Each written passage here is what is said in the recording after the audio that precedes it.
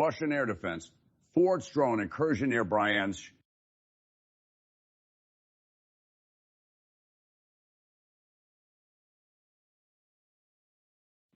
In the midst of heightened tensions, Russia's Ministry of Defense reported a recent successful interception of an alleged drone intrusion over the region of Bryansk, labeling it as an attempt by Ukraine to conduct a terrorist attack using drones. The ministry showcased its quick response and the efficiency of its air defense capabilities. The event took place around 5:30 p.m. on Friday.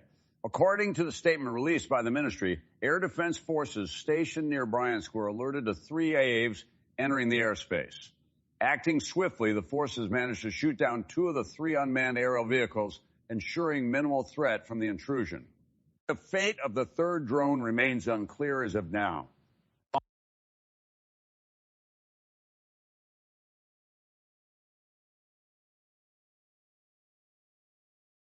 Bryansk's geographical location makes it particularly susceptible to such incidents. The region is nestled between Ukraine and Belarus, both nations that have seen their share of political turbulence and have been focal points in the larger Russia-Ukraine dynamics. But the incident near Bryansk wasn't an isolated one.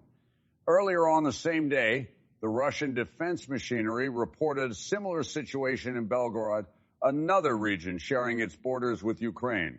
The ministry claimed that they had successfully repelled a Ukrainian drone attempt in that region as well, indicating a pattern of increased aerial engagements. These recurrent aerial strikes from Ukraine into Russian territories over the past few months reflect an escalation in the conflict between the two countries. It remains to be seen how both nations will navigate these challenges in the upcoming days, especially given the global scrutiny and the potential for these localized incidents to trigger broader confrontations. Kryvyi, rocked by deadly missile strike. Coal rises as rescue operations conclude.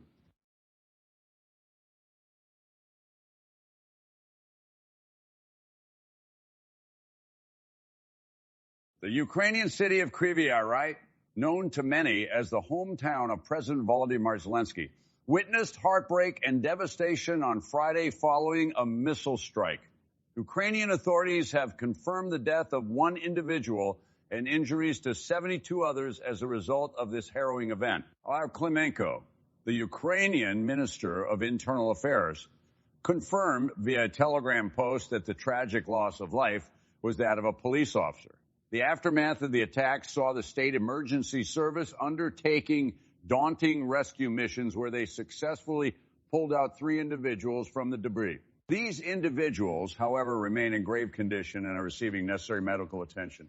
The missile strike left a scar on the city's landscape. Serhiy Lysak, heading the Dnipropetrovsk Regional Military Administration, painted a distressing picture of the city post-strike. He reported damage to 3 administrative structures and 7 residential areas, with one being a multi-storied building, underscoring the intensity of the strike.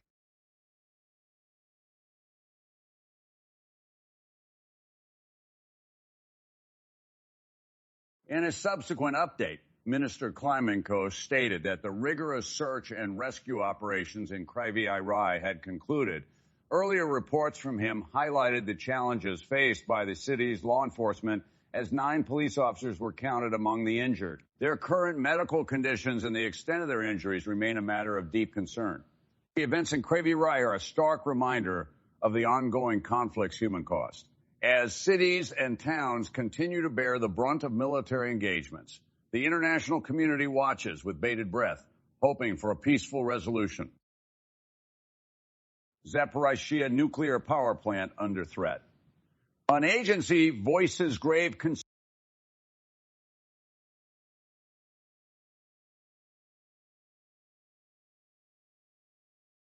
Rising tensions and subsequent explosions around Ukraine's Zaporizhzhia nuclear power plant have triggered alarms from the United Nations nuclear oversight body, with a series of explosions echoing in the vicinity over the past week.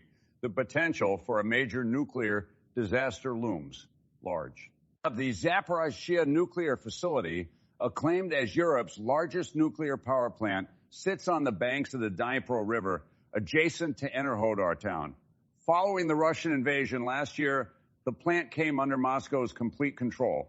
Although mostly operated by Ukrainian personnel, the initial stages of the occupation saw them coerced into service by the advancing Russian forces. Having on-ground insights, experts from the UN's International Atomic Energy Agency, IAEA, stationed at the plant, conveyed their mounting concerns. They've been a witness to the alarming number of explosions echoing in the region, amplifying fears around nuclear safety. Elucidating on the situation, Rafael Mariano Grossi, Director General of the IAEA, highlighted in a Friday statement that over a span of just 3 days, about 24 detonations were detected.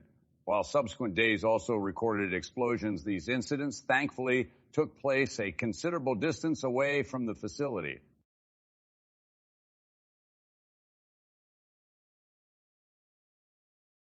However, these explosions, regardless of their distance from the power plant, amplify the gravity of the situation. Grossi expressed his anxiety, stressing the potential catastrophe such incidents might spur, especially amidst the escalating military tensions. He asserted, in any conflict zone, the ramifications of a nuclear mishap would be disastrous, affecting all. Preemptive measures to negate such a possibility are crucial. Adding to the concerns, the IAEA received reports from the power plant staff of drone strikes targeting Enerhodar. The town, home to many of the facility's employees and their families, witnessed the strikes on Thursday morning. Fortunately, no casualties have been documented.